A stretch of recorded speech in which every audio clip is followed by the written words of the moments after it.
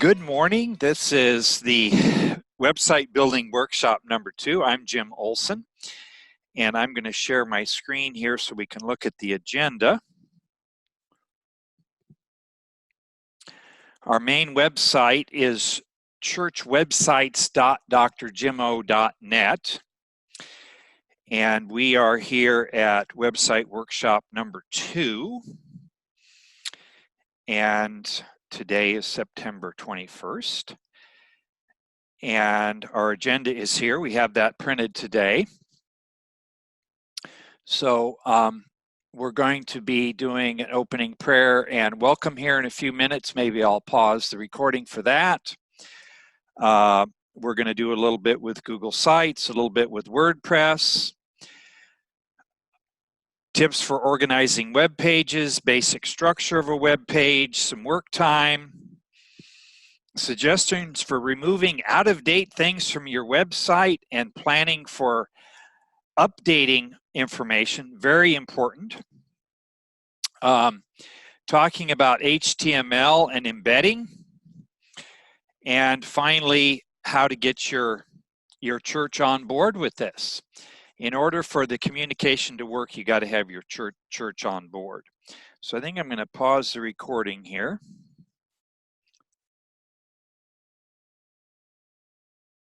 Okay, so the first thing I want to start with today is actually one of the more technical things. It's what is HTML? Hypertext Markup Language. Now, because we have Google Sites and because we have WordPress, we're not going to have to do a whole lot with HTML. But it is important to understand the underpinnings of a web page. So this handout actually was at the very end of the first workshop, and we didn't get a chance to talk about it. I think I've got a link down here. Yeah, Introduction to HTML, and that's what your handout is here. So just reading here, it's hypertext markup language, okay? So it is text, okay? Fundamentally, a web page is just text, okay? It's very simple, okay? But it's hypertext, meaning that you can jump out and link out to other things. You can go get photos. You can go to other websites, and it has a lot of power. It consists of a series of elements, okay, and they're represented by tags. And here's an example. We start out by saying that this is HTML, okay? It's establishing what it is. There's always, the tags here are paired. So if you have an HTML, you're going to have a /HTML. That's the ending of it. It's like bookends, okay? All tags are that way. And here's the head, beginning of the head and end of the head. So page title. And here's the body, and here's the end of the body. My first heading, that's heading 1. We talked about headings. Headings are very important on web pages, no matter what platform you're using. So this is on your handout here. Now,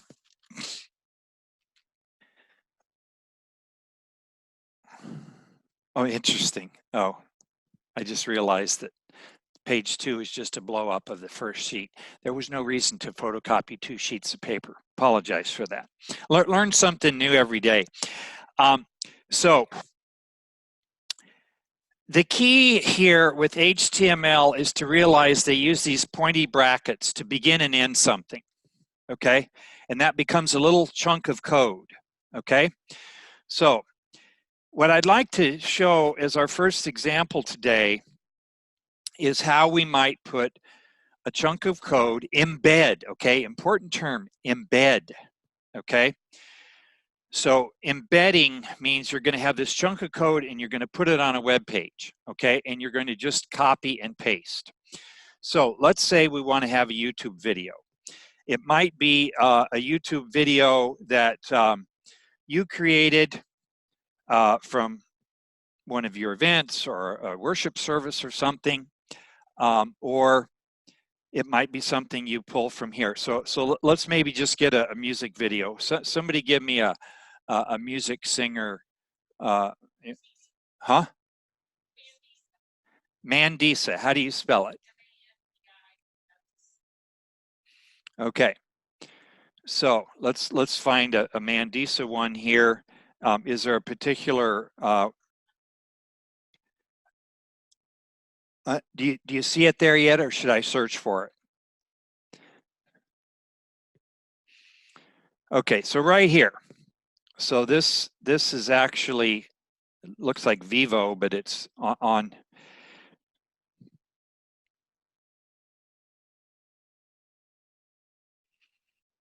And I am having huge problems with my speakers today. I can't even hear them in here, okay? The devil likes to work in mysterious ways. But let's assume that we could hear it, okay? Now, right down here is share. Bam, right? That's what we're here about, right? Share the love of Christ, okay? And that's why we're here of leveraging this technology so that we can share. And we know that, all our social media, it's all about sharing, right? So if you hit this share here, of course, we got Facebook, of course, we got Twitter, but what's the first thing? Embed, and look at their symbol, those pointy brackets, okay? So you hit this embed, and guess what? It gives us the code. And here's the, it looks like it's only one line. It starts with iframe and the end of the iframe, okay? So you just copy this, Control C, okay? And then you navigate over to your web page where you want to put this. And I think I'm going to use the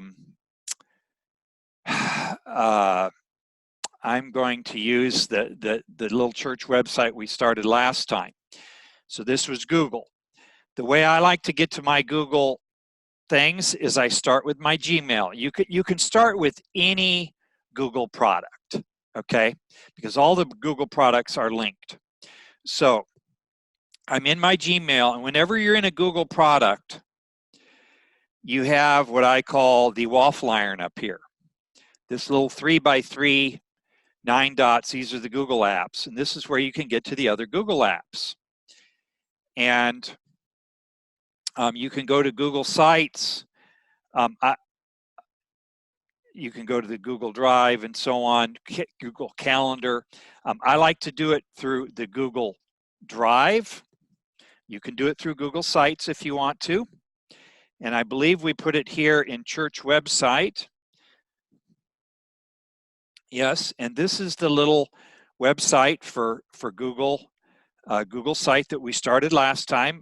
There isn't too much to it yet. I think we called it Milford UMC. Yeah, this is our little website that we're creating in the Google Sites, okay?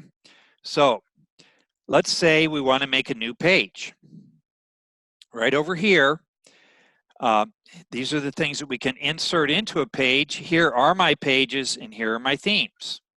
So I want to have a new page. Right down there at the bottom, this little plus sign. So we're going to add a new page.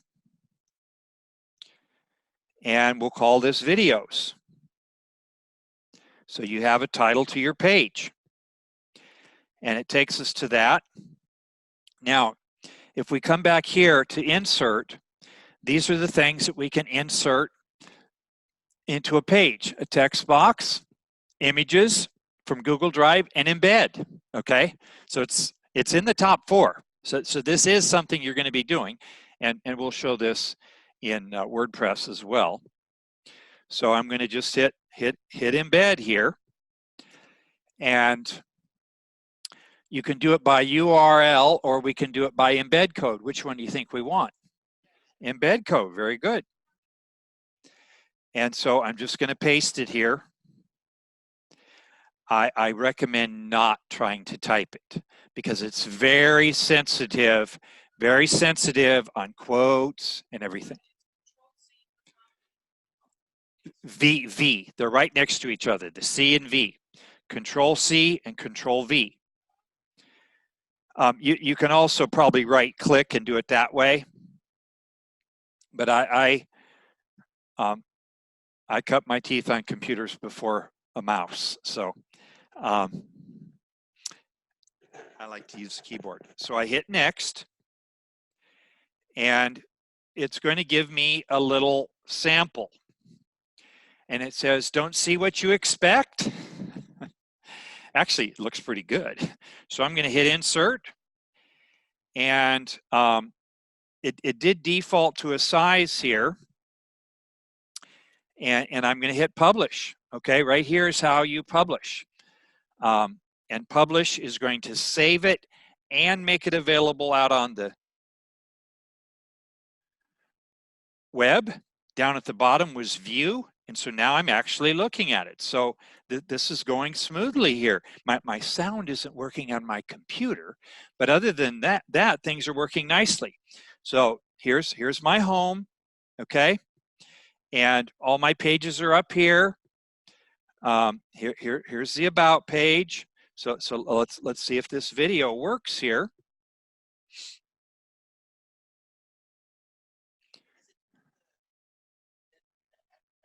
Yeah, I think it does. Yeah,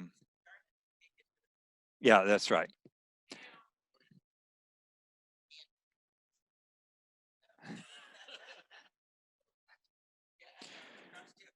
So this is working pretty well. Just for fun here, let's just see if I can make this bigger.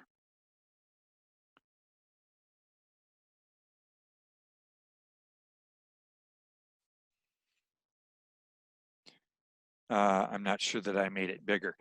I believe that back here, it might be that you can adjust the size back at the YouTube step. The other thing here is once you're in this and they're playing it, they can always hit this, or they can jump to YouTube itself, and you can go out to full screen. Okay, so that worked pretty well. Copy and paste with embed. Just one more example. I do the web pages for the Bomber Booster Club. And the Bomber Booster Club, you can join using PayPal. And so PayPal has a little thing with embed code. And the person that has the PayPal account, they copy that embed code for the PayPal, they email it to me, and I copy and paste it in. And the good news is we've kind of waited long enough here that all the beta testers and the pioneers getting arrows in their back have been out there working, okay? And so the stuff that I'm showing today hopefully is fairly stable. Yeah.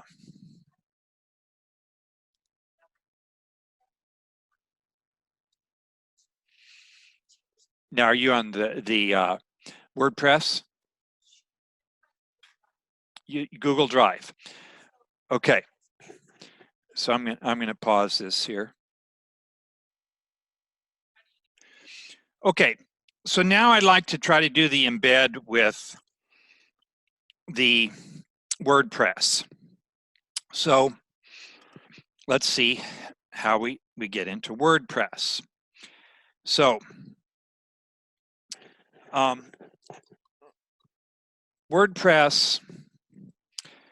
Now I have to think here. I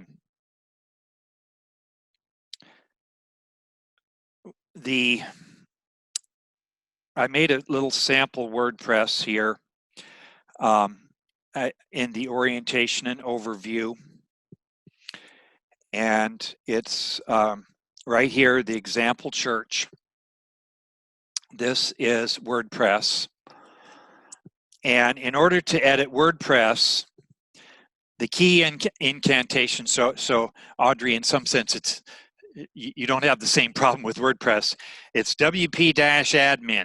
Okay, very important incantation for, of course. Boy, yeah, the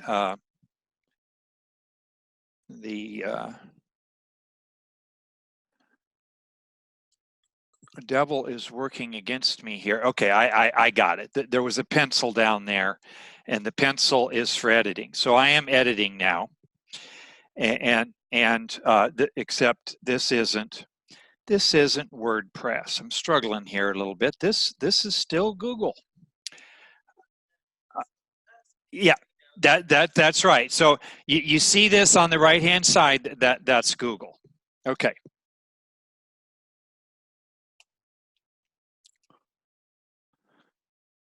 All right. So now hopefully I'm in WordPress here. And this is a little site I have called Sandbox, and it's just where I experiment with stuff. So let's put the /wp-admin here. And this should allow us to edit. Oh my goodness me.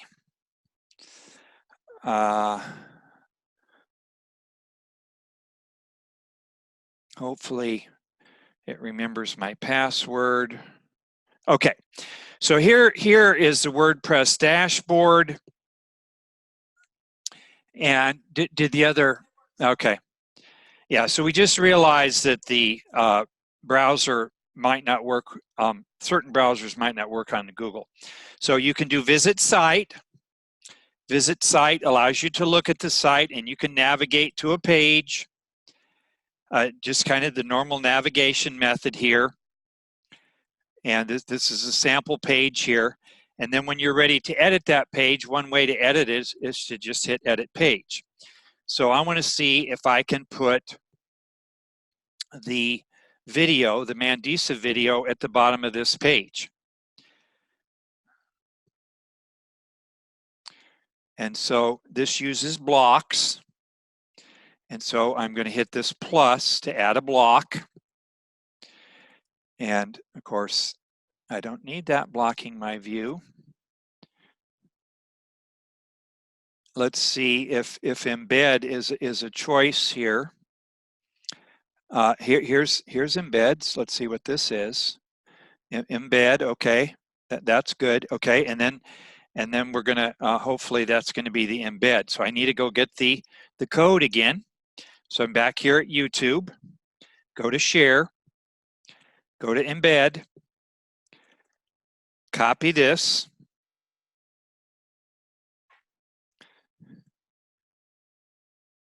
And let's see if we can paste in here.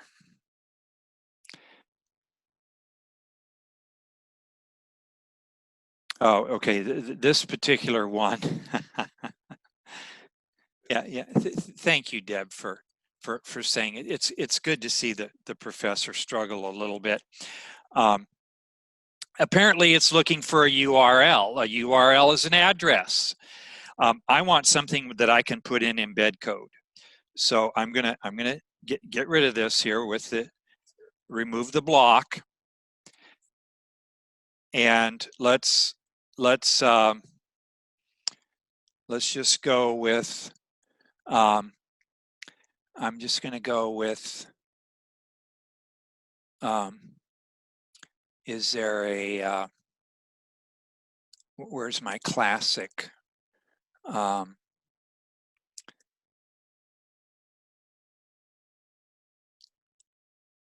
Now let's just go with the paragraph and see if that'll work. All right, I'm going to have to fiddle with it, okay? And I did not practice this last night, okay? So instead, let's do something without embedding. Sorry, I couldn't do that as smoothly on here. It's not hard. I just didn't practice it last night. So the people from Stronghurst, let's do something. What's something you might want to do with WordPress?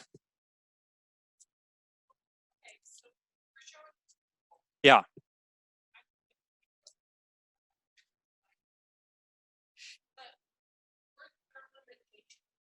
Yeah. Yeah. WordPress, you can do blog. You can do a blog, and right now Google doesn't have really a mechanism for blogging.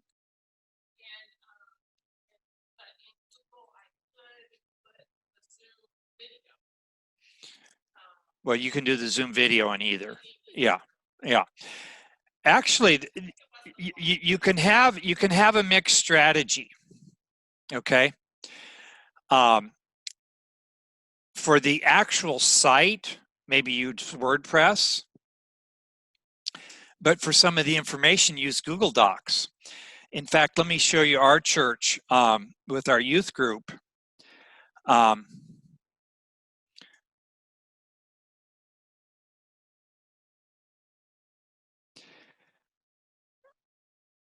so this is our website for Macomb Wesley, and for our youth group,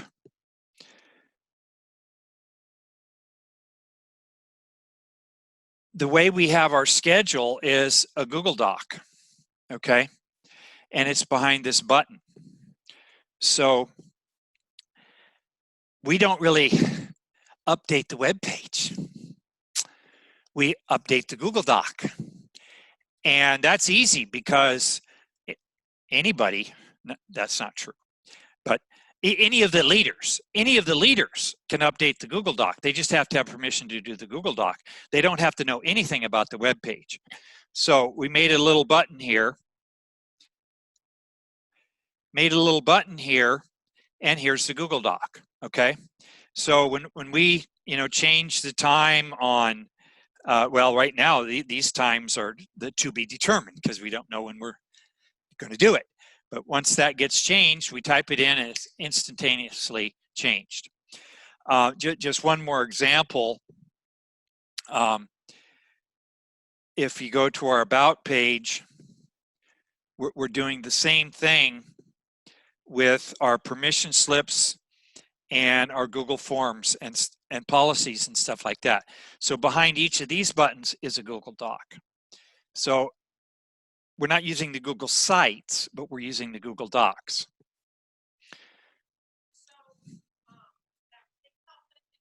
Yeah.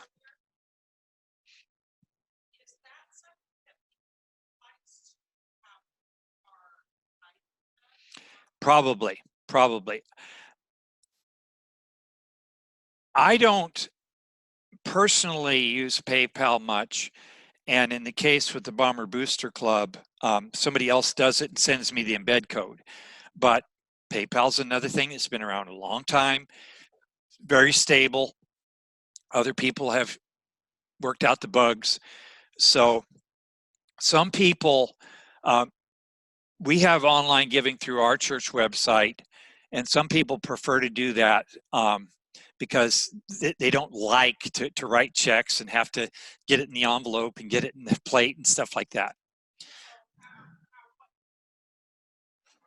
For our church, well, we have a 4-figure price tag on this website, and right up here is give online. Okay, so I'll just show you the Bomber Booster Club site. And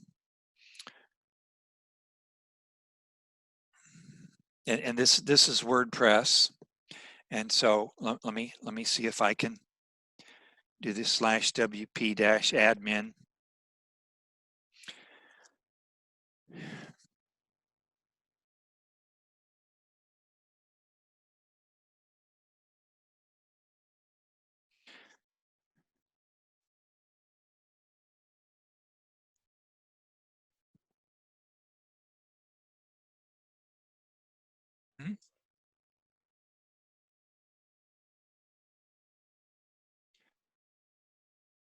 Right. Yeah. So these are our pages. This is WordPress here. These are our pages, and this is our membership form. And we also use a Google form. So mixed strategy again. So this is the Google form, and this populates right into a spreadsheet for our membership chair. So Google Forms are nice. Probably not going to cover that in this workshop, but right here is the PayPal. Okay, so we've got a number of different levels. Let's say you want to join at the $100 level. You hit Buy Now. Now, of course, if you're putting in $100, it's going to be $103.75 to pay for the convenience. Okay, but like Steve said, if you have a PayPal account, fine, but you can just use a credit card. Okay, so you can put in your MasterCard or something like here. You put in your name, expiration date, pay now. Okay. Now there was, actually I was going to show you the code. So this is the web page here, and if I hit edit page here in WordPress,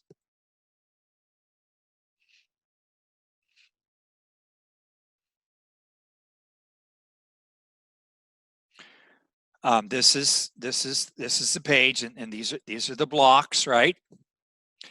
Okay, and right here is the block for the PayPal. Okay, and let's see how I can look at the code. Right here's the code. You see? I'm looking at the code, right?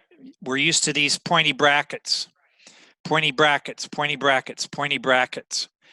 And then you jump back to preview. Okay? So this one is working. Okay? HTML code, preview, back and forth. Okay. So I guess I had number 3 on our handout. Let's go ahead and do that. The overall process here, always thinking about context. The overall process was in the orientation and overview. So Deb, I don't know where you came in here on the process, but I decided to do the orientation and overview just online. Okay, so we didn't have to come together just for information. So in the orientation and overview, why you want to have a website, some examples to start thinking about it, a couple videos, and here's the overall process. So step 0, decide that you want to have a church website. Prepare.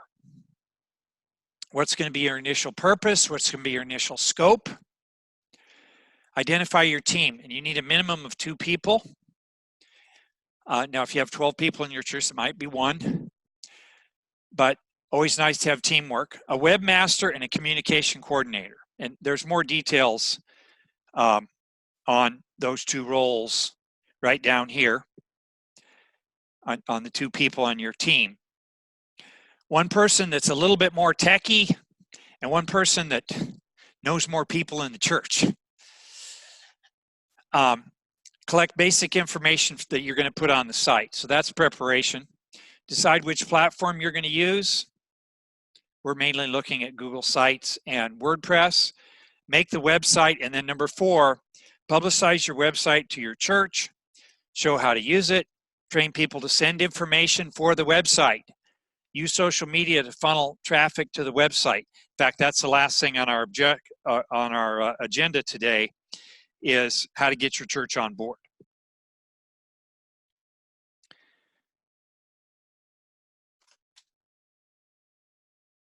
So next thing I want to do is go to number 6 on our agenda.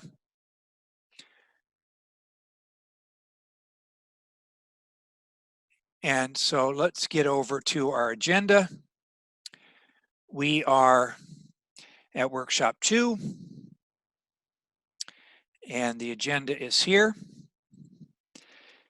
And we're going to give the next handout. Number 6 is tips for organizing web pages and websites. So I'm going to pause the recording here. Okay, so our handout here is tips for organizing web pages and websites.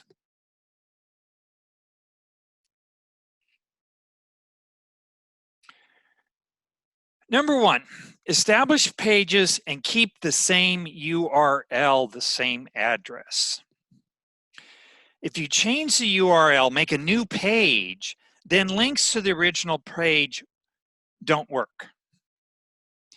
Change the original page as needed. For example, let's say you have worship service information. What time your service starts, do you have more than one service, what style it is, all people are welcome in the United Methodist Church. And then the next year, let's say that you're going to change the time. You're going to move it to 9 o'clock instead. Don't make a new web page because everybody's link, including your own links, will be broken. Okay? So the first thing is once you get that web page, stay with that URL. Now, there is a time and place to add new pages.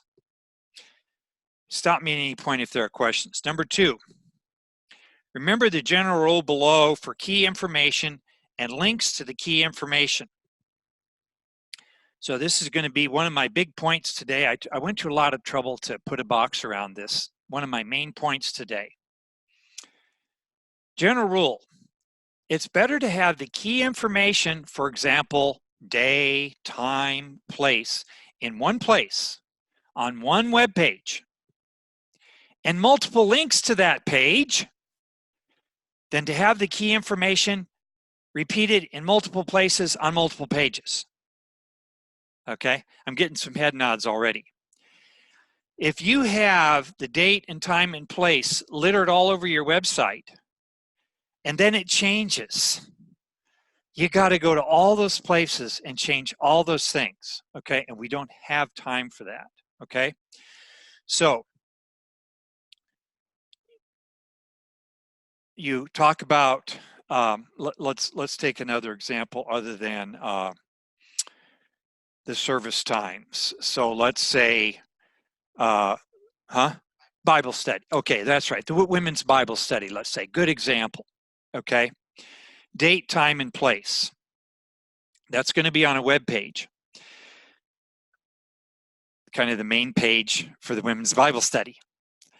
But then all the other places in your announcements, online, calendar, and stuff like that, rather than putting the date, time, and place, you link over there and you have a more information link. This leverages the power of the hyperlink. Okay, it's why, boom, the World Wide Web came in our lifetime. Okay, the power of the hyperlink that you can get from here to Germany in 2 seconds. Okay, the power of the hyperlink. Liberally use more information links. Okay, so when we have an announcement, we have the little 3 sentences, and then we have more information. Okay, the 3 sentences gets their interest, or they click off. But if they're interested in the 3 sentences, they go to more information. So this is one of my main points today. It's better to have the key information, for example, day, time, and place, in one place on one web page and multiple links to that page than to have the key information repeated all over the place. Questions or comments on that? Number 3, realize that visitors to a web page make a quick decision to stay and read or leave, okay? So you've got to catch their interest right away in what flashes there first, okay? And it's nice to have a graphic. Number 4, be intentional about structuring the website so that it's easy to find information and will support new information as it comes available. So I've been very fortunate at Wesley Church because we have another guy on the committee that does web pages a lot. So we have, at least brag a little bit, I think we have a pretty good organization for our website. So when the welcome committee says we want to have a newcomer reception, we know where to put it on our website. So it isn't just a whole bunch of random add-ons. Use white space on web pages, and I'm going to show you a sample page here in a minute. And number 6, double and triple dip. Once information and graphics are established for an event, for example, for the website, use this to make flyers, put it in the Sunday Bulletin, put it in Facebook. And conversely, let's say you have a newsletter. If you have a newsletter, make a PDF and put the link on the website. Because some people don't read newsletters, but it's like free information for your website. It's already typed up. You just save as a PDF and put it on there. So next thing I want to do is go to the sample basic structure of a web page. And let me pass this out. We were looking at some statistics on our website, and one of the most often visited web pages was about the staff. People want to know who the pastor was, okay? And we didn't have a banner to that or anything, okay? So many people will come to a website for basic information, the phone number and address. Okay, so at the top, a good title, because people are going to be skimming. A one sentence description of what it is. Now, ultimately, for good communication, you want to go through all the 5 W's and the H, the how, right? When is it? Where is it? And who's it for? And some kind of catching graphic. Okay? Now, many people will see this and click off or go back or whatever. Okay? But if you got their attention and they're willing to do this, that's good. You achieve something. Now you start going into detail. Okay? And you want to structure this with headings. Okay? And pretty soon you want to get to the W question on your 5 W's. And if they're willing to do this, okay, more information, nice to have more graphics, and how they're going to get involved. Got to have that how. And then at the very bottom is kind of, in some sense, the most technical information. So let me show you an example for our website at Wesley. We use these banners, and the banners are for the current things. They're always clickable so that people don't have to use the menus. But in the summer, we have a sweet corn project where we raise sweet corn and sell it to raise money for missions. Right now, we don't have a banner because the sweet corn did get harvested finally. We're about 4 weeks late this year, but I can show you the page for the sweet corn. And I think this page pretty well follows my sample that I gave you. Okay, it's got a title, Sweet Corn for Compassion Sale. It's got a graphic. You know, it says where it is, when it's available, and $4 for the Methodist dozen of 13 ears. Okay. Then we start getting into more details. Each year, a group of people from Wesley Church plant and harvest sweet corn. And we got a nice picture here of these cool guys. And more information. And then down here at the bottom is the most technical information. This is the information for the pickers, baggers, and workers, okay? We got to have a lot of people to do this, okay? And some people like trudging out there and sometimes in mud, and other people like to sit and sell. So we have the most technical information at the bottom, okay?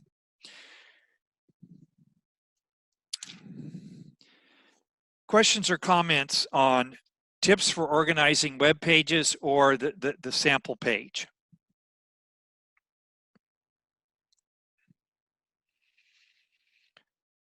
Okay, so we're to number 8 on our agenda, man. We are doing good here. So we're going to have some work time. Just let you play here, and we're going to stumble, and we're going to do some problem solving. But that's what it's all about. So let's get down in and work on our web pages. We're gonna bring it back together, and Becky had a good question. Becky's question was, okay, let's say I can get somebody that's going to help me with this, or maybe they're just going to help with a portion of it. So right here is the I'm in the Google Drive, and I can probably allow some other editors at this level or in the site itself. So let's try it at this level, and then we'll do it in the site itself. So if I right-click this, I guess I have to left-click it first to select it, and then right-click it. Here's Share, okay? Very typical of Google is sharing. So do you see the little person with the plus? Okay, that means we're going to add a person. Okay, now here's James Olson. I'm the owner, and then down here is I'm going to invite people. Okay, in fact, maybe I'll invite you, Becky. So is it GEU? Well, look at that. All I have to do is start typing, because I've been emailing Becky the last 3 months here. So I just start typing it in there. And one of the very important things is this little drop down over here. Do you know what the pencil means? Pencil means edit.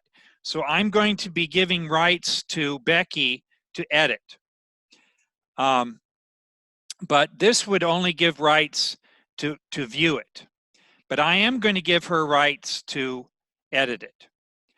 And also, I am going to send, I am going to notify her. So it isn't just out in the ether, but she's actually going to get an email. And I could send a copy to myself. So I hit send. And so now here's Becky. She's one of my collaborators. Very important in the body of Christ that we work together. So the same thing can be done in WordPress, where you have multiple people working on it. All right, the next thing I'd like to talk about on our agenda is number 9, suggestions for keeping the website up to date. So let me pass out that handout. So we're going to come over to the website. We're going to come to workshop 2 and come down to our handouts, suggestions for keeping it up to date.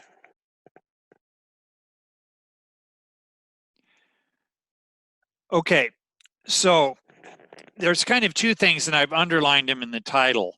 There are some things that are just going to go out of date because it's over. And then there are other things that are going to need to be updated as things change. First suggestion is to have a page of announcements, and it could be a Google Doc. And you update this one page frequently. And you might use this for other purposes. Maybe you have it available on Sunday mornings. Maybe you have it on a bulletin board. Once again, like to double and triple dip. Utilize a calendar. Old information automatically falls off. And I think what I'd like to do is to try to show you how to make a Google Calendar and then embed it. So if I forget, somebody can remind me. Number 3, put time-sensitive information near the top of the page. Remember when we had our sample page? The time-sensitive information is right up here at the top, and the history of your event is down here.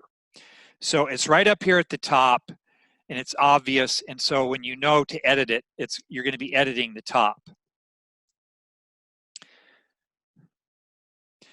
And the reason you put the time-sensitive information at the top of the web page is A, that's what people want to know, and B, the person updating the site doesn't have to, read down through the details to find it. Number 4, write the page description in such a way that it's timeless as much as possible. So for the sweet corn description, you don't say, we have been growing sweet corn at Wesley Church for 27 years, because that's going to go out of date next year. You say, we've been growing sweet corn at Wesley Church since 1971. That doesn't go out of date. So try to make your description so it's timeless. Do not embed time-sensitive information inside the paragraphs where it's hard to find. 2 strategies. One is to put the time-sensitive information at the top of the web page, or have a link to the time-sensitive information using our fundamental rule in the box that who, what, where key information is only in one place, and then you link to it.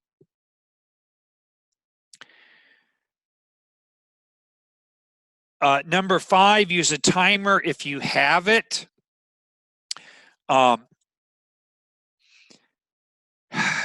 So our webpage at Wesley, when we make an announcement, we can put an end date. So if we're having a newcomer reception, it's going to fall off that night.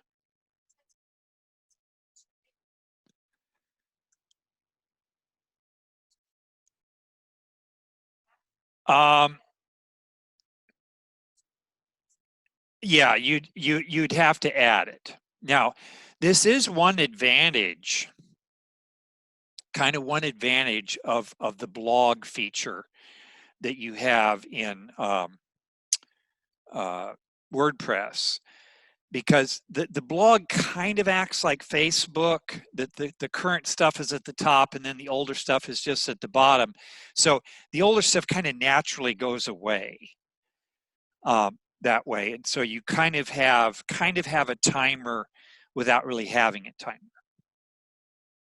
And here's our general rule again: limit the number of places on your website where time-sensitive information is posted.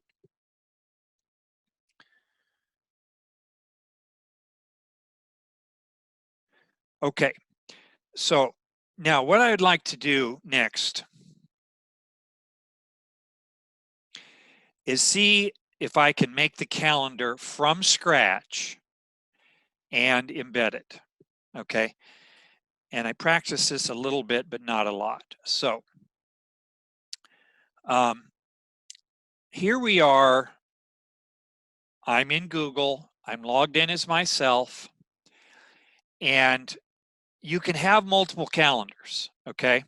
So I have the James Olson calendar here, which is the blue things. I also have an Okoboji calendar, which we use with my relatives that are using our cottage, and no one's using it in October. But if we come back here in the summer months, we can see that people were using the cottage. So you can have more than one calendar in Google.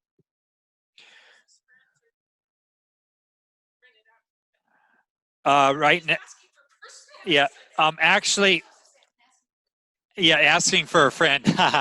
Actually, right now we're not renting it out because we've got multiple families and it's confusing enough the way it is.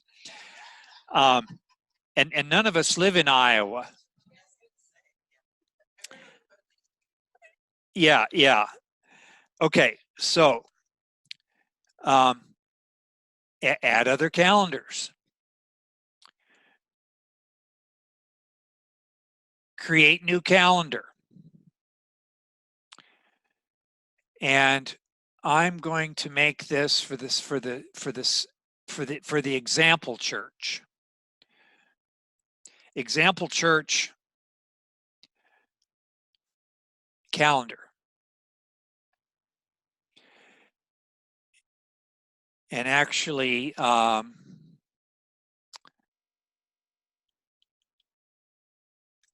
this, I have to get the, I want to get the link. It's all about the hyperlink, right? Links, and more links. So the example church,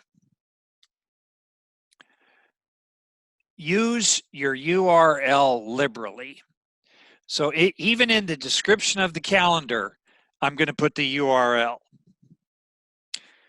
And this is kind of nice. You can have your your time zone. Yeah, I've had problems with websites with things timing out at the wrong time. So I'm going to create the calendar. And calendar creation in progress, it says at the bottom.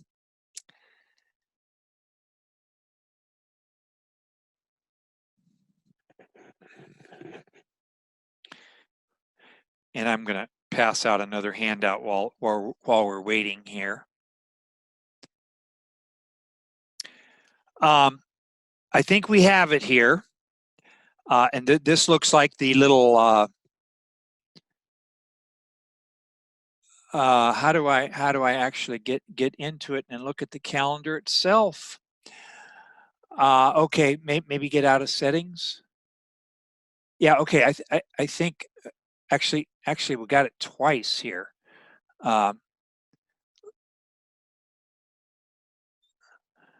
right, so right here, the only one I have checked is the example church calendar, and it's kind of in a, what color is that?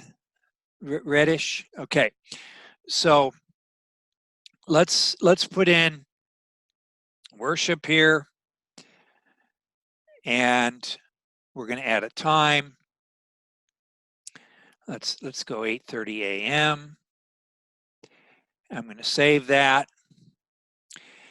And actually, yeah, thank you very much. We're going to make a recurring event. So the pencil is edit.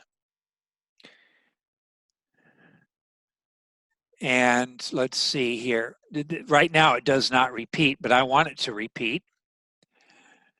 Thank you very much.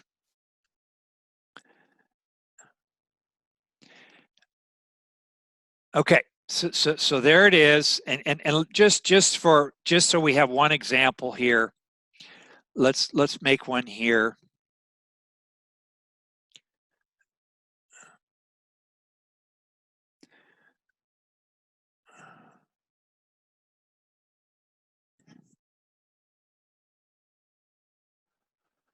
Okay, so we've got our worship on Sunday and we've got the men's Bible study October 9th. So here's our example. So now if we look at our handout, how to add a Google Calendar to your website. Step 1, go to the Google Calendar. Surprise, surprise. You can only get the code to embed, right? Almost becoming our theme today, the embed code. Okay, makes you look good. So we're going to go to the gear and then settings. So the gear is right up here. This is the settings menu. And then you hit settings. But you're really getting serious when you go to settings. On the left side of the screen, click the name of the calendar you want to embed. Okay. So you know, don't embed the Okoboji family cottage on the church website. You click here.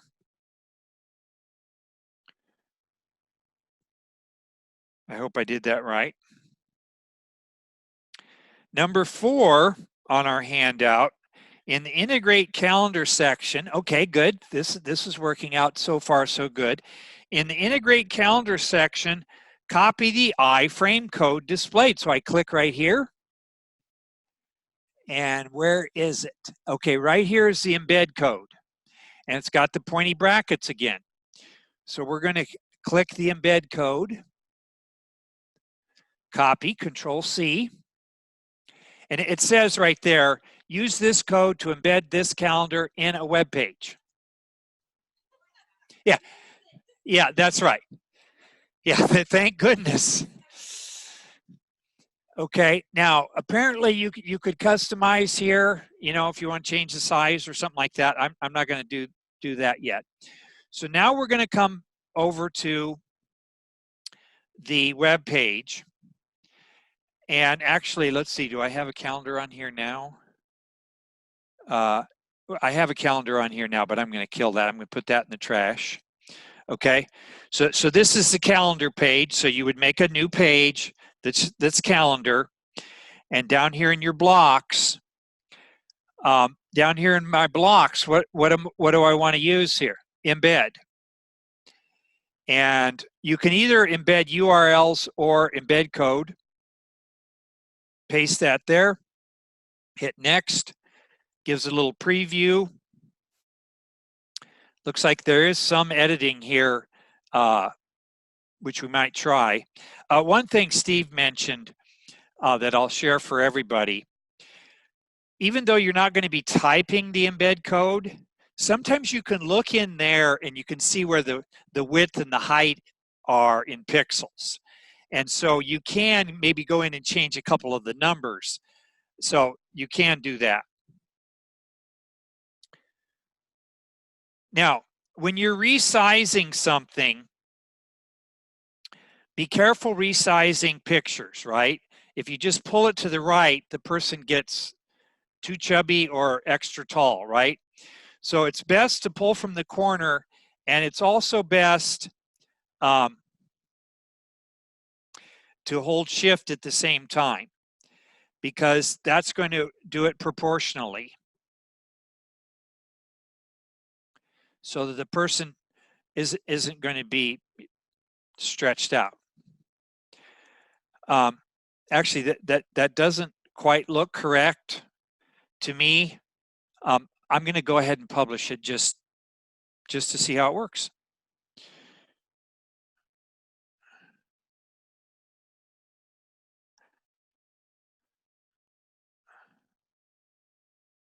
Okay, actually, it worked okay. So here's our calendar. And let's look over here. Here's the men's Bible study. Now, I didn't show this, but in the Google Calendar, you can have a description, okay? So you can have a description of the thing. And right now, there's no description. By the way, let's come back to the calendar. I need to back out of settings. I'm in settings now. I need to back out of settings to get to the calendar itself. So let's edit this, edit the worship. Right down here is your description.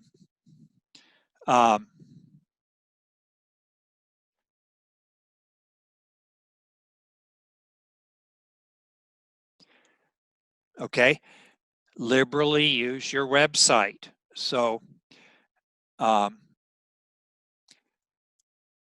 pick up your URL here. How come I've got this?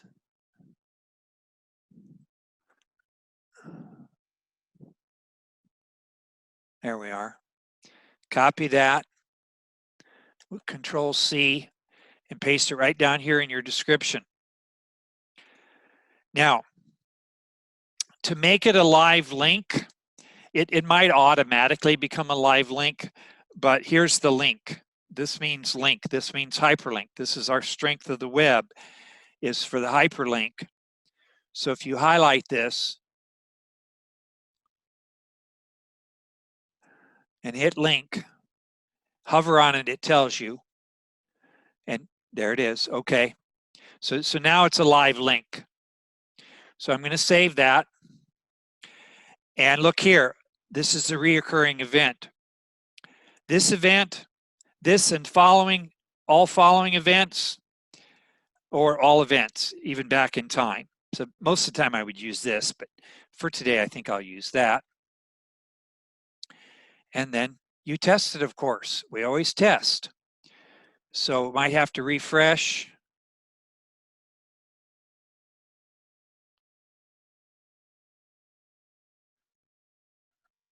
So let's see if it comes up here. Oh, I'm in editing right now. Okay, I'm in editing. I'm not viewing it like a user. So I need to get to the View tab. Here we are. Calendar.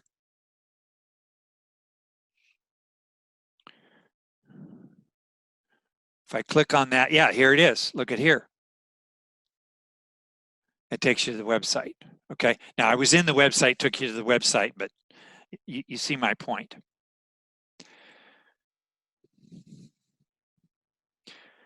Now, just one more thing, and then I'm going to give you some more work time on our handout. The other thing on our handout, by the way, you need to make it public, okay? So I may not have made mine public. So if somebody in the room here, or maybe all of you, if you could come to our main website, maybe you've already got a tab open, churchwebsites.drjimo.net, and then come to the orientation and overview, and come down to example church. And what I would like you to do is to navigate to the calendar and see if the calendar is viewable, because I don't think I followed the step on our handout of make it public.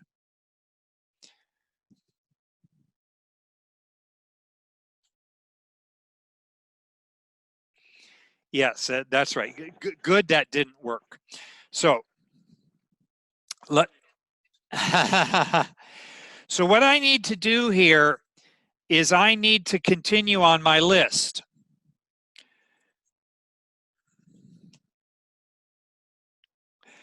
All right, so I'm looking at the calendar, and I need to make this visible. Allow all visitors to see your calendar. So make it public. I need that link here. How am I going to do that? Let's see here. I think I put the link to this on our agenda. So I'm going to come to the agenda.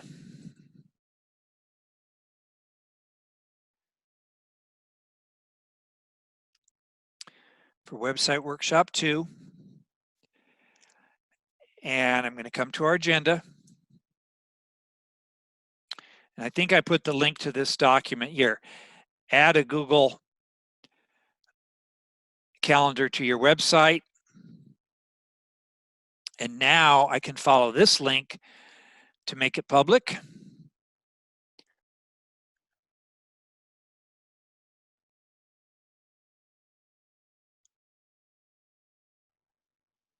How public calendars work.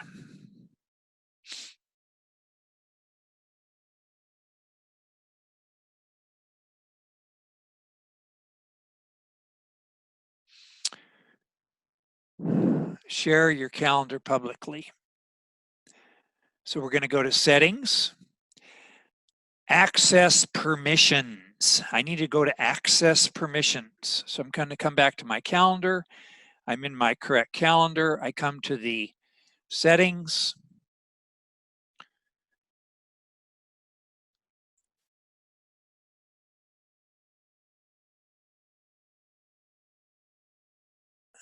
Access permissions. You do have to click the calendar that you're going to be changing. Access permissions. And here's a checkbox for make available to the public.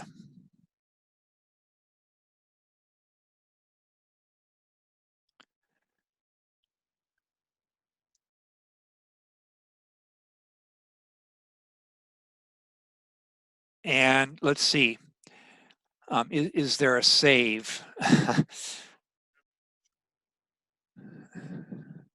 Wow. Isn't that amazing? In 3 seconds. Okay, so now apparently there's no save button here. It just does it instantly. So now if you navigate to the website and hit calendar,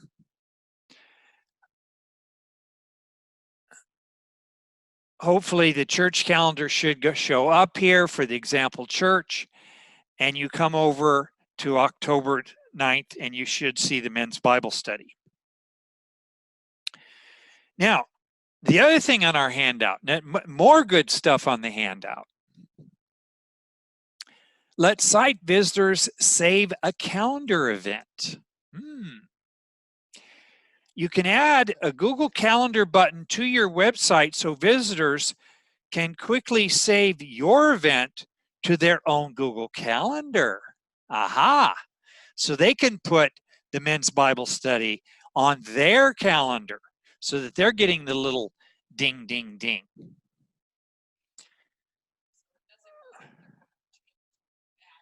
Yeah, you're not giving them the pencil. To let anyone save your calendar event, follow this link. Okay, so I don't think I'm going to demonstrate that today, but to get to that page, remember, you started our agenda today, Workshop 2 agenda.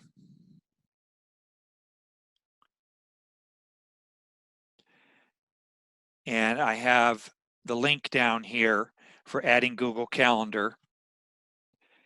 And in the lower part is this process here, so visitors can kind of copy events to their own. Okay, so we're going to have just a little bit more work time so that I can answer some Q&As, and then we're going to close it up with getting our church on board. So we'll do the work time now.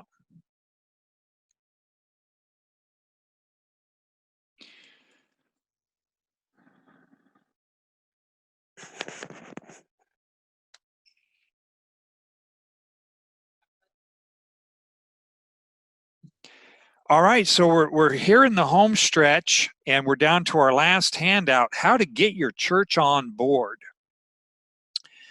So you've got your website. You've got to get your church on board here. And I like to start at the bottom. This is one of my main messages today. 3 steps are required for information to be communicated. So let's say that you're going to have a hanging of the greens event at the beginning of Advent. Somebody has to provide the information of when it's going to be taking place, what's going to be happening, what people should bring, and so on. So that has to be provided. The information has to be posted, okay? And you're probably going to post it in multiple places. You're going to post it on the website, church bulletin, newsletter, and so on. And then, number 3, the information has to be accessed, okay? Communication of information can fail if any of these 3 steps are not done. This is basic communication. So, I never want to hear the words, "I never knew that," okay? But if I hear the words, "I never knew that we were having hanging of the greens on December 2nd," I have to think about what failed. Was the information not provided so that it could continue? Did we not post it?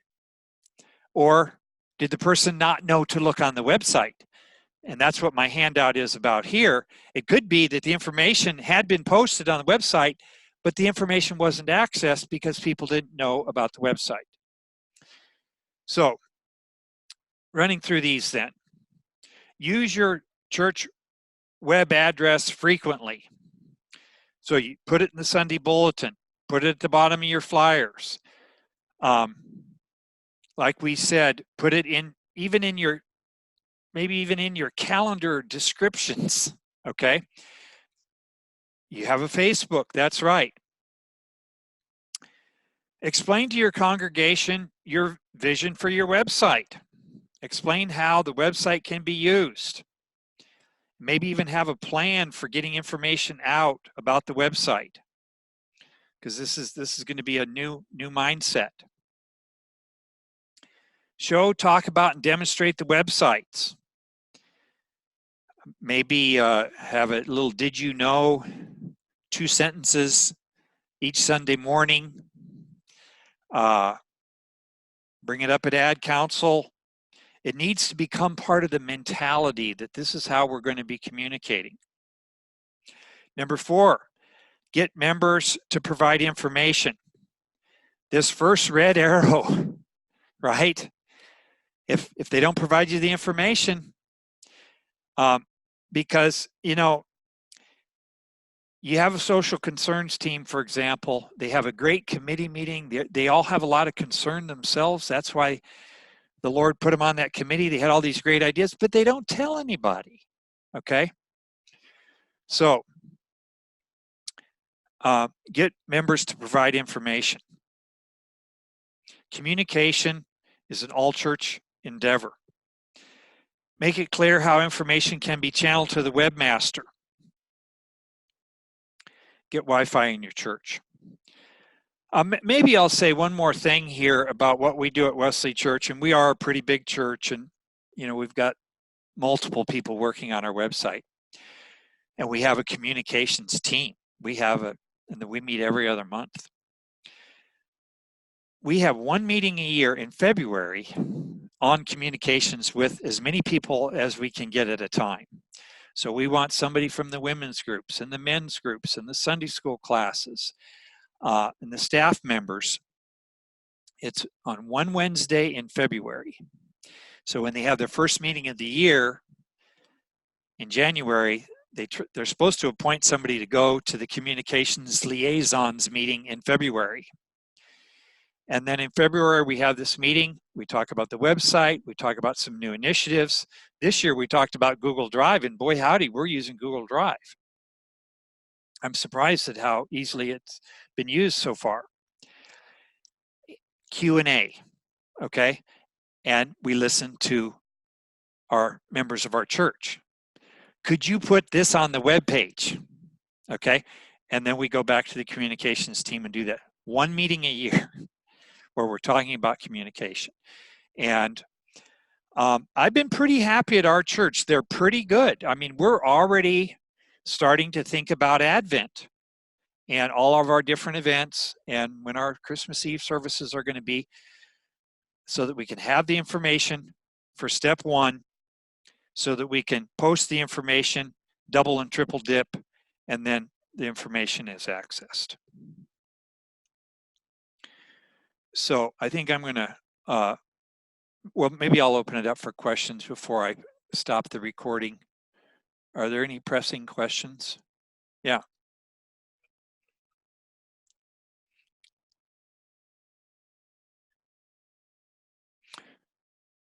Yeah, great point. I should have put that up here. Thanks, Steve. Use your web URL frequently. So your pastor in the footer, don't just put the name of the church and the address and phone number, but put the web address there. All right, so I think I'm going to stop the recording here, and we're going to have our closing prayer.